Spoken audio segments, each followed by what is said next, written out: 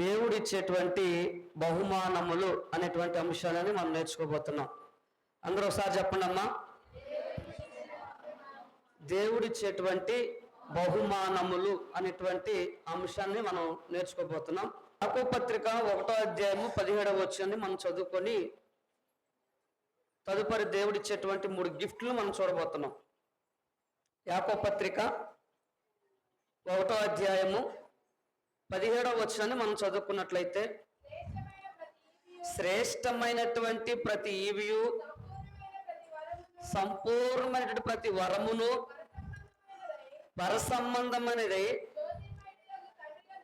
జ్యోతిర్మయుడగు తండ్రి యొద్ద నుండి వచ్చును అని తెలియజేసేయండి. మరి జాగ్రత్తగా వినాలి.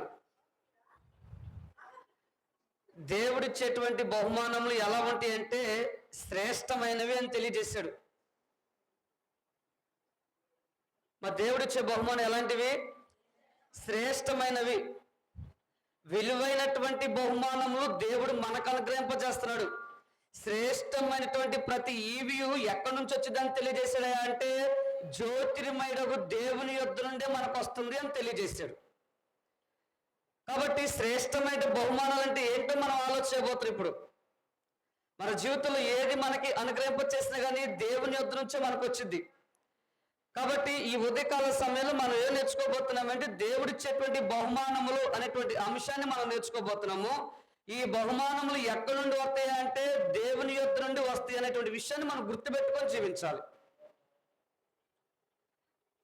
కాబట్టి ఈ ఉదయకాల సమయంలో ఫస్ట్ గిఫ్ట్ ఏంటయ్యా అంటే దేవుడు మొట్టమొదటి ఇచ్చిన బహుమానము పురుషుడికి భార్య. అర్థమవుతుందండి? దేవుడు పురుషులకి ఇచ్చేటువంటి గిఫ్ట్ లేదా బహుమానం ఏంటంటే వైఫ్ అనగా భార్య అని దేవుడు మనకి ఇచ్చేటువంటి బహుమానము అని గుర్తెరిగి జీవించాలి. ఫస్ట్ గిఫ్ట్ ఏంటండి? ఫస్ట్ గిఫ్ట్ దేవుడిచ్చేటువంటి గిఫ్ట్ ఏంటిది? భార్య, వైఫ్ అనగా భార్య అని దేవుడు మనకి బహుమానంగా ఇస్తూ ఉన్నాడు. ఈ భార్య ఎక్కడి నుంచి వచ్చిందయా అంటే దేవుడే మనకు అనుగ్రహింపజేస్తున్నాడు. దేవుడే మనకి ఇచ్చినటువంటి విషయాన్ని మనం అర్థం చేసుకోబోతున్నాం. సామెతల గ్రంథము 19వ అధ్యాయము 14వ వచనాన్ని మనం చదువుకుందాం. ఫస్ట్ గిఫ్ట్ గురించి ఆలోచించబోతున్నాము, అనగా ఫస్ట్ బహుమానం గురించి ఆలోచించబోతున్నాము. దేవుడిచ్చేటువంటి బహుమానం శ్రేష్టమైనది, విలువైనది, సంపూర్ణమైనది. ఈ సంపూర్ణమైనది, విలువైనది ఫస్ట్ గిఫ్ట్ దేవుడు మనకు బహుమానం ఏమిస్తున్నాడంటే వైఫ్ని ఇస్తున్నాడు, అనగా భార్యను మనకు అనుగ్రహింపజేస్తున్నాడు. కాబట్టి ఫస్ట్ గిఫ్ట్ గురించి మనం ఆలోచించబోతున్నాము. సామెతల గ్రంథము 19వ అధ్యాయము 14వ వచనాన్ని గురించి మనం ఆలోచించబోతున్నాం. సామెతల గ్రంథము 19వ అధ్యాయము 14వ వచనాన్ని మనం చదువుకుందాం. గృహమును, విత్తమును, పితరులు ఇచ్చినటువంటి స్వాస్థ్యము, సుబుద్ధి గల భార్య యెహోవా యొక్క దానము అని తెలియజేసేయండి. ఇప్పుడు దేవుడిచ్చేటువంటి గిఫ్ట్ ఏంటంటే భార్య.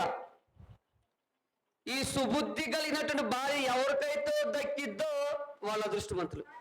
రూపవత్తమైనటువంటి స్త్రీ తన మంచి బుద్ధిని ఎలా ప్రదర్శించుకుందంటే కుటుంబంలో ఉన్నటువంటి సమస్యలను బట్టి తను ఆ రీతిగా నడుచుకుంది. భర్త డ్రింక్ చేసి వచ్చినప్పుడు ఎమ్మని మాటలా తనకి ఇలా అలా అని చెప్పి సూటిపోటి మాటతో ఎక్కబడలా ఉంది. మొత్తం అంతా దిగిపోయేంత వరకు ఉంది. దిగిపోయిన తర్వాత తెలియజేసింది ఏమని? అయ్యా ఇలా స్టోరీ మొత్తం వివరించింది. ఈ విషయాలు చెప్పగానే భర్తకి నాబాలకి ఏం చేసిందంటే భయం కలిగి ఆశ్చర్యం వేసి నిర్రని నిలుక్కుపోయాడు. 9 రోజులు 10 రోజులు అలాగుండి చచ్చిపోయాడు. కాబట్టి సుబుద్ధి కలిగినటువంటి భార్య ఎవరికైతే దొరికిద్దో వాళ్ళు చాలా అదృష్టవంతులు.